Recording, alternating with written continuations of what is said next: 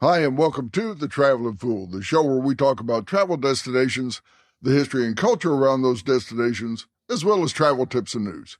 I'm your host, Bob Bales, and today we're going to talk about a man named James, who was born in a very small Texas town, but went on to become a hero in World War II.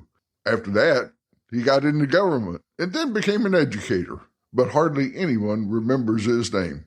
So stay tuned, and we'll be right back.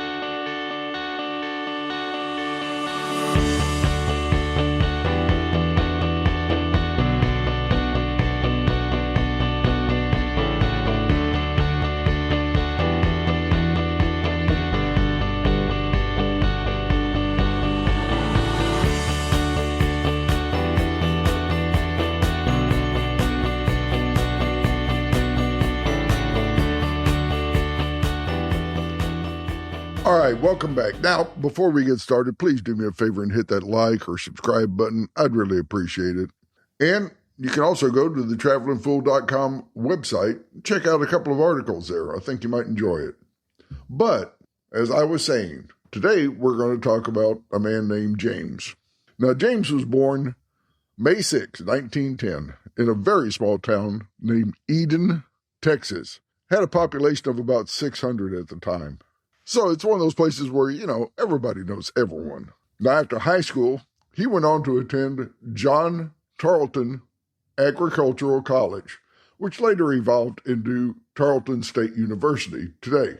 Now, he went there for 1 year before he transferred and attended Texas A&M, where he graduated with a degree in industrial education in 1932. Now, at that time, Texas A&M was an all-male college, and all students were members of the Cadet Corps. And upon graduation, James was commissioned a second lieutenant in the U.S. Army Reserves. Now, after he left Texas A&M, James went on to become a high school football coach and a teacher in Brady, Texas, where he met and married his wife, Margaret. Now, by 1938, he had accepted a job as a football coach at Tarleton Agricultural College, where he had once attended. Now, life was good, but things would change as the world erupted into war, and James, a U.S. Army reservist, was called to active duty. In 1943, he was assigned to become a trainer and subsequently the commanding officer of the 2nd Ranger Battalion. Now, James is a lieutenant colonel. Lieutenant Colonel James Earl Rudder, at the age of 44, found himself in command of the 2nd Ranger Battalion on D-Day, with the mission of taking out the German guns at Point Du Hoc. Scaling the 100-foot cliffs in Normandy under heavy enemy fire, Lieutenant Colonel Rudder and the 2nd Ranger Battalion destroyed the German gun batteries. The battalion's casualty rate was over 50%, and Rudder was wounded twice during the battle. In spite of this, Rudder and his Rangers dug in and fought off the German counterattacks for 2 days, until relieved, helping to establish a beachhead for Allied forces. Now, if you've ever seen any World War II movies about D-Day, like The Longest Day or something like that, it's depicted in there what these guys had to go through to get up Point Du Hoc and climb that 100-foot cliff with enemy fire raining down all on you. And then you get wounded twice. So that right there is enough. I mean, that right there cements you in history as a bona fide hero. But he would go on to command the 109th Infantry Regiment of the 28th Infantry Division during the Battle of the Bulge. This is when his unit was outnumbered 10-1. So it's not enough that you go through D-Day, scale Point Du Hoc with your Rangers, lose over half of your men, take out the German gun positions, but then you wind up at the Battle of the Bulge. Rudder's regiment expended 280,000 small arm rounds, 5,000 mortar rounds, 3,000 grenades, and 300 bazooka rounds in just 3 days of fighting. But he wound up delaying the German 5th Panzer Unit until reinforcements could arrive. Now, James Earl Rudder retired in 1967 as a Major General after 35 years of active and reserve service, having been awarded, now listen to this, the Distinguished Service Medal, Distinguished Service Cross, Legion of Merit, Silver Star, Bronze Star with Oak Leaf Cluster, Purple Heart with Oak Leaf Cluster, French Legion of Honor with Croix de Guerre and Palm, and Belgian Order of Leopold with Croix de Guerre and Palm. That's pretty impressive. Now, Rudder would go on to serve as Commissioner of the General Land Office in Texas. In 1955, he was named Vice President of Texas A&M in 1958. He was selected the 14th President of Texas A&M in 1959, and additionally, the President of Texas A&M University Systems in 1965, which currently includes 11 universities, 8 state agencies, and a health science center. So he just kept getting promoted until he wound up in charge of the whole system. Now, General Rudder died March 23, 1970, and he is buried at the College Station Cemetery, just a few blocks from Texas A&M University. Now, today you can visit College Station and visit Texas A&M, where on the campus a statue of General Rudder stands. There's also a small but really good little museum dedicated to the Corps cadets and some of the achievements of previous graduates there. In fact, the Corps cadets today has one unit called Rudder's Rangers, and that's an elite unit of the Texas A&M Corps cadets where people join to get very intensified infantry tactics, because these guys are serious about going into the military and become future leaders of soldiers. Texas A&M produced over 14,000 officers that served in World War II, with 9 former students being awarded the Congressional Medal of Honor. Texas A&M opened in 1876, and a post office named College Station was built in 1877 right next to the railroad tracks. You see, when they built Texas A&M, it was pretty much out in the middle of nowhere. There was nothing around it. But by 1884, the community had 350 inhabitants, 2 general stores, and it's just grown from there. Now, I've visited Texas A&M and College Station and Bryan several times. Now, something about Bryan-College Station, that's how people around Texas refer to it. When you leave Texas A&M, it's right in the middle of the town of College Station. So when you leave there, you're in College Station. You're driving down the street, and next thing you know, you're in Bryan, because there's no distance between these two towns. They are right next to each other. So you have a lot of college students and people that work at the university that live in Bryan and surrounding areas. But there's a lot of stuff you can see and do there. College Station is only about an hour and a half from Houston, from most parts of Houston. I say that because if you're in South Houston, you're talking about a 2.5, 3-hour drive. But there's a lot of stuff there. In addition to paying your respects to General Rudder and seeing his statue on campus, they also have the George H.W. Bush Presidential Library and Museum on the campus of Texas A&M. Right down the road, just before you get into College Station on Highway 6, they have the Museum of the American GI. This is a fantastic little museum. I've stopped there a couple of times. You know how guys like to collect things? Well, in some instances, guys wind up collecting military memorabilia. And then it gets so big that you wind up having to open a museum. So that's how some of these things get started. And that's kind of what happened with the Museum of the American GI. They have got some cool stuff.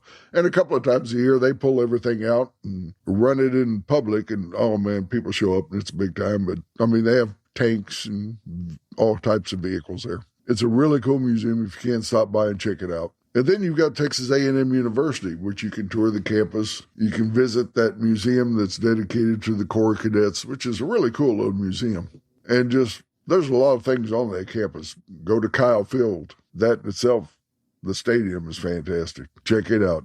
Now, if you're visiting and it happens to be football game day, you're not going to get anything done. That place is crowded. But they also have something there that's run by the Agricultural College and the Vet College. Texas A&M is known for producing fantastic veterinarians. And they have a meat market that is run there. It's tucked away. You have to look it up. It's tucked away in a little parking lot over by some office buildings. But you go in there and it's run by the students. They produce their own meat. And they have some fantastic cuts of jerky and beef sticks and all kinds of stuff in there. And it's not that expensive, but it's also not very well known. So if you're ever there, check out that place and you can pick up some goodies. Veterans Memorial Park is another thing you might want to check out while you're there. It's a beautiful park. And if you notice, there's a lot of military-related things here. That's because for many, many, many years, Texas A&M was an all-male university.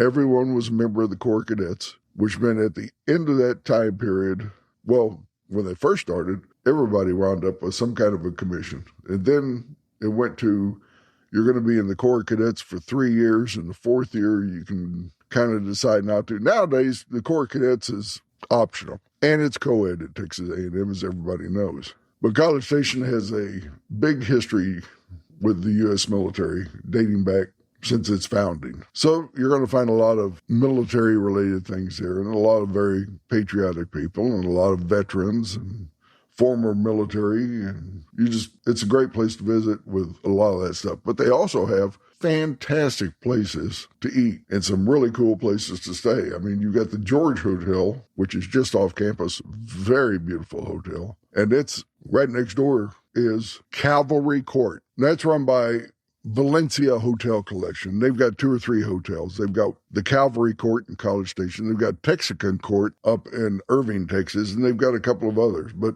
it's actually a Corps of Cadets or military-themed upscale cross between a motel and a hotel. I mean, it's just a really, really cool place. It's got a lot of open space there where you can gather with friends and do all kinds of stuff. They got big bonfires out there in the winter and pits with open pit flames and all this stuff in the winter. It's just a really cool hotel. I stayed there for a couple of nights. I've also been to the Texican Court up in Irving. If you get a chance to stay at either one of those places, they're really, really good places to stay. And there's also a lot of B&Bs and Airbnbs and stuff, but I stayed at an actual bed and breakfast in Bryan when I went up there one time also. Fantastic places. And as far as places to eat, you're thinking, okay, it's a college town. What are they going to have? Beer joints and crazy little, snack places. They have got some really, really good restaurants there and some fabulous places for breakfast and brunch. So when you get to College Station, the food scene is definitely something to check out. Some of the other things you can do while you're there, I'm a big fan of visiting distilleries and breweries. They have the Brazos Distillery there. In fact, I've got some of his Texas bourbon sitting on my shelf right now. Great distillery run by a guy that's actually related to the owner of the George Hotel, if I'm not mistaken. That family, part of that family. You also have Aggieland drive-through safari with over 300 species of animals, including giraffes and kangaroos and bison and just a whole lot more. That's a big place that a lot of people love to visit. There's another distillery right next door to College Station in Bryan, which is called the Hush and Whisper Distillery. And then you've got Messina Hoff Estate Winery. Big draw. People love going out to this place. It's just outside of Bryan. I'm not a big wine guy, but even I've heard of Messina Hoff wine. So this is one of their estates and wineries just outside of Bryan. Then you've also got the Brazos Valley Museum of Natural History in Bryan. So Bryan has a small town country vibe just right next door to a college town. And they're both just, that entire area there is a fantastic place to visit. And you're nearby to all kinds of stuff. You're not that far from Brenham, Texas, and Washington, Texas, which is where Texas independence was signed, Washington on the Brazos. So that entire area up there is really cool. If you ever get a chance, I would definitely recommend going to College Station, visiting next door Bryan while you're there. Check out that Corps Cadets Museum because it is really impressive. And then while you're there, visit that Museum of the American GI. It's a small museum, but it's really cool. Doesn't take you that long to go through it. There's just a ton of things to do and up there, whether it's a day trip. For me, it's a day trip. It takes me about an hour to get there. But you can go up and spend the entire weekend if you want. I mean, there's just a lot of things to see and do there. Just beware. If you go up there during football season, you're going to have a hard time trying to find a place to stay. Those places, I mean, everything is booked out months in advance. You're not going to get an Airbnb. You're not going to get anything. So schedule your trip, unless you're just a huge football fan, and then book it now for next football season. But that's it for this week. I really appreciate you listening. If you can, check out some of the other podcasts. I'm going to be hitting the road very shortly and going to some other places here in Texas, and we'll be talking about them on some future podcasts. But until then, please like, subscribe, and share this thing. However you do it, I'd really appreciate it. It's just me doing these little one-man shows. And until next time, safe travels.